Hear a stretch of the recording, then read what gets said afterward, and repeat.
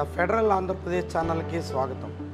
ఆంధ్రప్రదేశ్ రాష్ట్ర ప్రభుత్వ బడ్జెట్ని అసెంబ్లీలో ఆర్థిక మంత్రి పయ్యావుల కేశవ్ ప్రవేశపెట్టారు. శాసన మండలిలో అదే బడ్జెట్ పేపర్లను మంత్రి కొల్లు రవీంద్ర చదివారు. దీంతో ఈ బడ్జెట్ అత్యంత ఆసక్తికరంగా కనిపిస్తోంది. 2025-26 ఆర్థిక సంవత్సరానికి సంబంధించి ప్రవేశపెట్టినటువంటి ఈ బడ్జెట్లో తొలిసారిగా 3 లక్షల కోట్ల రూపాయలు దాటినటువంటి బడ్జెట్ను ప్రవేశపెట్టడం ఆసక్తికరమైనటువంటి వ్యవహారం. 3,20,000 కోట్ల రూపాయలు పైబడినటువంటి ఈ బడ్జెట్లో ప్రాథమిక విద్యాశాఖకి దాదాపు 10వ వంతు నిధులు కేటాయించారు. 31,000 కోట్ల రూపాయలు ప్రాథమిక విద్యారంగాన్ని కేటాయిస్తున్నట్టుగా ప్రకటించారు.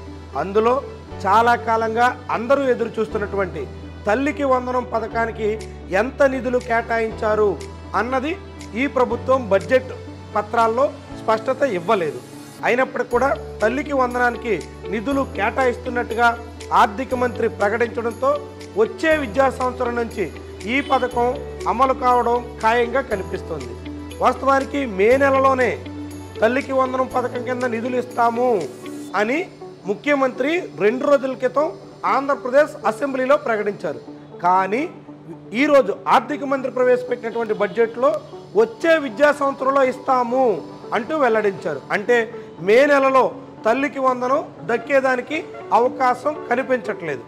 ఇక అన్నదాత సుఖీభావ పథకానికి కూడా సుమారుగా 9,500 కోట్ల రూపాయలు కేటాయించినట్టు వ్యవసాయ శాఖ బడ్జెట్ని ప్రవేశపెడుతూ వ్యవసాయ శాఖ మంత్రి అచ్చెన్నాయుడు వెల్లడించారు. దాదాపుగా 52 లక్షల మంది రైతులకు ఒక్కొక్కరికి 14,000 రూపాయల చొప్పున చెల్లించాల్సినటువంటి నేపథ్యంలో అన్నదాత సుఖీభావ పథకానికి 9,500 కోట్ల రూపాయలు కేటాయించడం అన్నది ఆసక్తికరంగా కనిపిస్తుంది. అయితే ఈ నిధులు ఎప్పుడు ఇస్తారు అన్నది ఇప్పటి వరకైతే స్పష్టత లేదు. కేంద్ర ప్రభుత్వంతో కలిసి 3 విడతలుగా ఈ పథకాన్ని అమలు చేస్తామని ఇప్పటికైతే స్పష్టత ఇచ్చారు. ఈ బడ్జెట్లోనే నిధులు కేటాయించడంతో వచ్చే ఆర్థిక సంవత్సరం నుంచి రైతులకు భారీగా పెట్టుబడి సాయం కింద ప్రభుత్వ సహాయం అందడం ఖాయంగా చెప్పొచ్చు. ఇక మత్స్యకార భరోసా కింద ఇప్పటివరకు 10,000 రూపాయలు ఇస్తున్నటువంటి సహాయాన్ని 20,000కు పెంచుతున్నట్టుగా ప్రభుత్వం ప్రకటించింది. ఇక ఎస్సీ వెల్ఫేర్ సంబంధించి కూడా పెద్ద మొత్తంలో నిధులు కేటాయించినట్టుగా వెల్లడించారు. గ్రామీణాభివృద్ధి శాఖ కోసం 18,000 కోట్ల రూపాయలు కేటాయిస్తున్నట్టుగా రాష్ట్ర ప్రభుత్వం వెల్లడించింది. నీటిపారుదల శాఖ కోసం కూడా 18,000 కోట్ల రూపాయల మొత్తాన్ని కేటాయించారు. ఇందులో వెలుగొండ ప్రాజెక్టు, అదేవిధంగా ఉత్తరాంధ్ర సుజల స్రవంతి ఇలాంటి దీర్ఘకాలిక పెండింగ్ ప్రాజెక్టులు కూడా ఆర్థిక మంత్రి ప్రస్తావించారు. అయినప్పటికీ ముఖ్యమైనటువంటి కొన్ని ప్రాజెక్టులను ప్రస్తావించకపోవడం పట్ల చాలా సందేహాలు వ్యక్తమవుతున్నాయి. ఏమైనప్పటికీ 18,000 కోట్లు ఆ శాఖ కేటాయించడంతో చాలా భారీగానే నిధులు కేటాయించినట్టుగా భావిస్తున్నారు.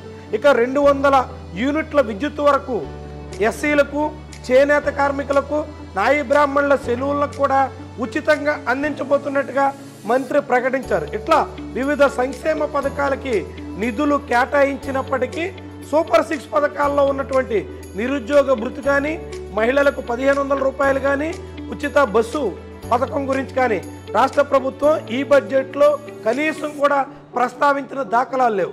దాంతో అసలు ఆ పథకాలు అమలు చేస్తారా, లేకుంటే మరొక బడ్జెట్ కోసం వచ్చే ఏడాది వరకు కూడా ఎదురు చూడక తప్పదా అన్న సందిగ్ధత ఏర్పడింది. ఏమైనప్పటికీ కూడా రాష్ట్ర ప్రభుత్వం ఆర్థిక మంత్రి ప్రవేశపెట్టినటువంటి ఈ బడ్జెట్ మీద ప్రభుత్వ భాగస్వామ్య పక్షాల నుంచి హర్షాతికేతాలు వ్యక్తమవుతున్నాయి.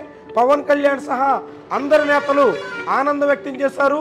సంక్షేమం, అభివృద్ధికి ప్రాధాన్యత ఇచ్చేటువంటి బడ్జెట్గా పేర్కొన్నారు. ముఖ్యమంత్రి కూడా ఆర్థిక మంత్రి పయ్యావుల కేశవ్ని అభినందించారు. ఈ బడ్జెట్ ద్వారా రాష్ట్ర సుభిక్షంగా అభివృద్ధి చెందేందుకు ఆస్కారం ఏర్పడుతుందంటూ ఆశాభావం వ్యక్తం చేశారు. అదే సమయంలో విపక్షం తీవ్రంగా ఈ బడ్జెట్ని తప్పుపట్టింది. అనేక హామీల్ని విస్మరించారంటూ పేర్కొంటోంది. ముఖ్యంగా రాష్ట్రంలో ప్రజలకు ఇచ్చినటువంటి హామీలన్నింటినీ విస్మరించారు, కేవలం సూపర్ 6 కూడా అమలు చేయలేకపోయారు అంటూ మాట్లాడుతోంది. ఏమైనప్పటికీ కూడా అధికార పక్షం ప్రశంసలు, విపక్షం నుంచి విమర్శలు ఎట్లా ఉన్నప్పటికీ ఈ బడ్జెట్ మాత్రం రాష్ట్ర ప్రజలకి సంక్షేమానికి సంబంధించి గతం కన్నా కాసింత మెరుగ్గా నిధులు కేటాయించినట్టుగా కనిపిస్తోంది. అయితే ఈ కేటాయింపులన్నీ ఆచరణలోకి వస్తాయా, ఎప్పుడు వస్తాయి, ఏ రీతిలో అందిస్తారు, ఎంతమందికి ఇస్తారు చూడాల్సినటువంటి విషయాలు. ఇది ఆంధ్రప్రదేశ్ రాష్ట్ర ప్రభుత్వ 2025-26 బడ్జెట్కి సంబంధించినటువంటి విషయాలు.